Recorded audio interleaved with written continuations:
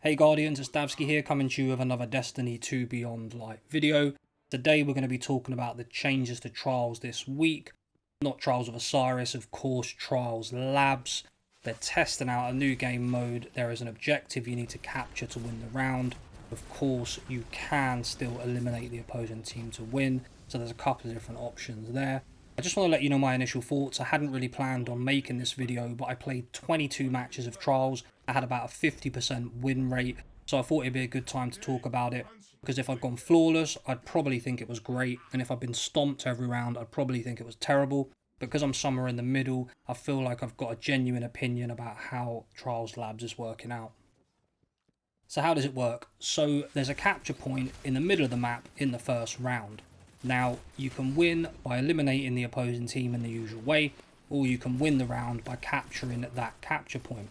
Now, if you're on the losing team, in the next round, it puts that capture point closer to your spawn to give you a little bit of a helping hand.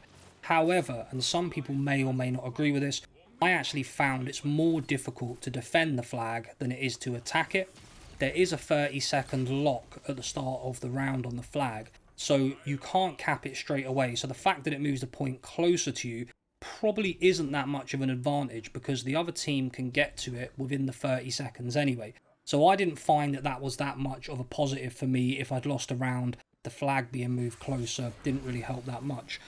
I think what Bungie need to do with this is have some random locations. So instead of the flag being in the middle of the map or in your spawn if you lose, I think there needs to be 3 or 4 preset locations where the flag can just spawn randomly, just to mix it up a little bit. I know some people didn't really like the mode at all, and I get that. I think what's important to note though is with all these changes in the last 2-3 weeks with Trials, is Bungie need to experiment and try new things. You have to understand that your favourite part of this game was once an idea or an experiment. I think there's a lot of feeling in the community that this is quite a linear decision, where Trials is either going to stay the same or it's going to become this new capture the flag variant.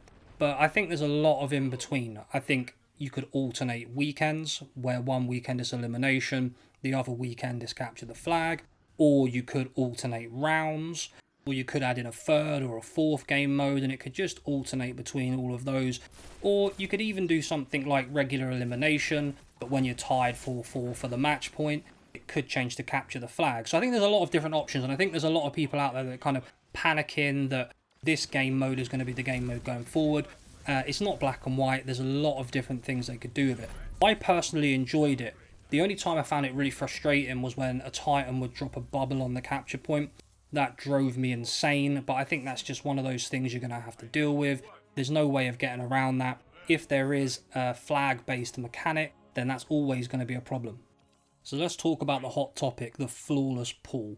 So last week, Bungie tried out an experiment whereby if you went flawless, you were then only matched with other players that went flawless.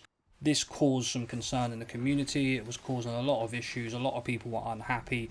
Now Bungie have changed it so that the flawless pool only becomes active at reset on Sunday, which means you get a couple of days where the flawless pool isn't active, and then you have time afterwards where it is. Now I think this is great for everyone. I think those flawless players will play more on Friday and Saturday, and then I think players that struggle to go flawless, particularly solo players, now that we can queue solo, or even duos as I was playing, will then maybe play on Sunday and Monday. So I think Bungie have really got that balance right. Again, that's subject to change, and that's just my opinion. At the end of the day, there's some people that still won't like that. But for me personally, I think that's a great way to meet in the middle. There was a lot of people that liked last weekend with a flawless pool, and of course there was a lot of people that didn't. So I think that side of things actually has worked out really nicely this weekend, and I haven't really seen as much complaints as I did last weekend. And also, it just goes to show that Bungie are really listening to the feedback in this community. I think that's something they're very good at. They're always active on Twitter, they're always interacting with the fans, and they're always listening and trying to make changes to improve things for us, the players. So as I said at the start of the video, guys, I hadn't really planned on making this one. I'm a super average PvP player. I've probably not got the same opinion as a lot of the hardcore sweat group, but that was just my thoughts. I'm really enjoying it. I hope you guys are too. I don't want anyone panicking out there thinking, like I said, it's a linear decision that it's going to be capture the flag or elimination. There's a lot of grey in the middle of that black and white. So let me know what your thoughts are down in the comments. Are you enjoying it? Are you hating it? What are your reasons? What do you like? What don't you like? If you like the video, hit the like button. If you want to see more content like this, hit subscribe, and I'll see you all in the next video.